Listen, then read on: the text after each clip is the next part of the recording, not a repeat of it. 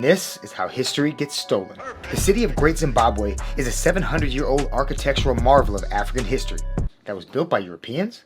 At least that's what early Europeans thought when they first learned about the abandoned ruins in the 1500s. And that's when Vicente Pagado, captain of a Portuguese garrison, first heard stories of a wondrous kingdom with majestic architecture that flowed over the rocky terrain of southern Africa. It was a place so grand, it was his summation that it must have been built by the ancient Greeks, or the Israelites, or even the Atlanteans.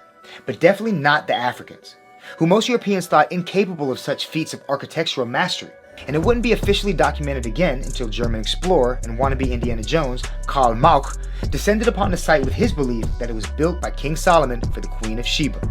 He even went as far as to speculate that the wood used for the construction was imported from Lebanon by the Phoenicians. But again, certainly not Africans from Africa. So in a long line of discovering some shit that was already a thing, those early European explorers believed that since there was no way that black Africans could have built such a thing of mesmerizing beauty, that it must have been some sort of homeland for their ancestors. And this became the prevailing theory amongst the white settler community in the southern part of Africa, which subsequently led to the colonization of much of the southern part of the continent by Dutch, Portuguese, and British interests. So in 1905, when British archaeologist David Randall McIver proved that the origins were in fact of the Shona people, a Bantu tribe native to southern Africa, the white minority government of Rhodesia was having none of it. They sought to discredit his findings and that of any others who promoted the idea that black Africans were responsible for its creation. They even went as far as to censor the archaeologists in charge of the Great Zimbabwe site.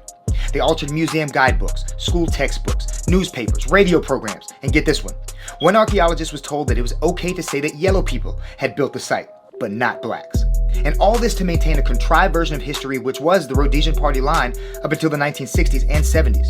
But in 1980, after almost 15 years entrenched in bloody battles, Rhodesia was dissolved and an internationally recognized majority rule system was put into place, which led to the creation of the state of Zimbabwe, which literally means House of Stones. So in a full circle Scorsesean plot twist, it's now a state named after the very structures whose original creation was denied to them by the quote-unquote history books. And if I told you once, I told you twice.